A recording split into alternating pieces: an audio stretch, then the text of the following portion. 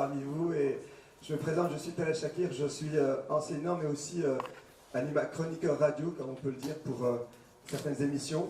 Et en tout cas, c'est un plaisir de partager ces moments d'abord avec vous et ensuite avec l'ensemble de l'équipe de la CDG qui a bien voulu effectivement réfléchir dans son projet, dans son élan, à un certain nombre de projets qui mettent en avant, qui sont des projets de rayonnement, de traits d'union, de modes de réflexion, de groupes de réflexion sur l'environnement, sur l'économie nouvelle, son modèle effectivement de développement. Je pense que vous avez tous été attentifs au discours de Sa Majesté durant l'été quand il s'est adressé aux jeunes et qu'il a pointé justement du doigt le problème de notre jeunesse, l'avenir justement, ce futur si incertain, si complexe parfois et si rapide dans son changement, avec lequel il faudra bien entendu entamer une réflexion, être capable de se projeter et puis en même temps gérer les problèmes actuels. Donc il y a tout un environnement qui se prépare, qui se présente et qui pourrait être intéressant, autant dans la réflexion, dans les modalités que dans les projections futures. Alors ce matin,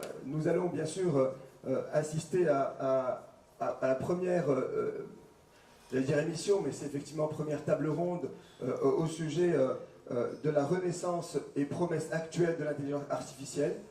Nous allons bien sûr la présenter également notre éminent invité, mais aussi rappeler le programme, c'est-à-dire que le 5 octobre, vous aurez également les perspectives démographiques et croissance au Maroc, un thème extrêmement important, sachant que plus de 60% de nos concitoyens ont moins de 25 ans, nous sommes un peuple très jeune, et les grandes questions vont se poser bien sûr d'elles-mêmes. Le 15 novembre, management sanitaire au Maroc, en Afrique et en Europe, trait d'union avec l'Afrique aussi, bien entendu, une Afrique qu'on pense être si facile d'accès, mais qui finalement a sa forte personnalité. Attention aux grands débats que nous avons eus sur l'investissement en Afrique, et surtout à ces portes qui n'ont pas voulu vraiment s'ouvrir. La CEDEAO n'est pas si facile d'accès, attention, donc il y a tellement de questions à poser. Et puis enfin, début décembre, dernière conférence de cette année, quelques clés de la mobilité durable, donc bien entendu concernant le développement durable. Voilà, donc ce sont effectivement les thèmes qui seront discutés, présentés, et celui de ce matin, il va concerner l'intelligence artificielle, bien sûr, et on est obligé, bien entendu, avant de laisser la parole à notre invité, de réfléchir à cette question dans le sens où aujourd'hui, nous aurons affaire à une génération qui est née en l'an 2000, ils doivent avoir 18 ans aujourd'hui, 18-20 ans, qui sont nés dans les réseaux sociaux, qui sont nés avec le téléphone portable, avec la connexion avec Internet, et dont les données sont disponibles sur Internet aujourd'hui. La grande question, c'est que fera Yahoo, que fera Gmail, que fera aussi Facebook de toutes ces données? Est-ce que ce seront des données utiles pour connaître les profils? Est-ce que ce seront des données peut-être pour des bras de fer, probablement dans les contrats éventuellement?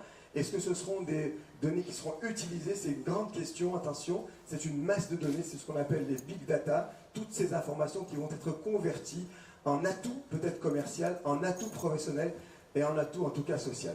Alors, pour ce faire, nous aurons le plaisir d'écouter attentivement M. Gabriel Ganassia. Alors, je rappelle que vous êtes professeur d'informatique à la faculté des sciences de la Sorbonne Université, membre senior de l'Institut universitaire de France, membre de la commission de réflexion sur l'éthique des recherches dans les sciences du numérique, et également président du comité d'éthique du CNRS. Et vous poursuivez également vos recherches sur l'intelligence artificielle. Et également, vous êtes aussi responsable directeur adjoint du laboratoire d'excellence. Dans le passé, vous pilotiez effectivement une recherche française en sciences cognitives et vous êtes aussi dirigeant d'autres organismes. Alors, quelques publications, vous aurez le temps de les présenter davantage. Le mythe de la singularité, faut-il craindre l'intelligence artificielle, édition Seuil 2017, et puis l'intelligence artificielle vers une domination programmée, édition du Cavalier Bleu 2017 également. Je vous demande d'applaudir avec beaucoup d'énergie M. Gabriel Ganassia.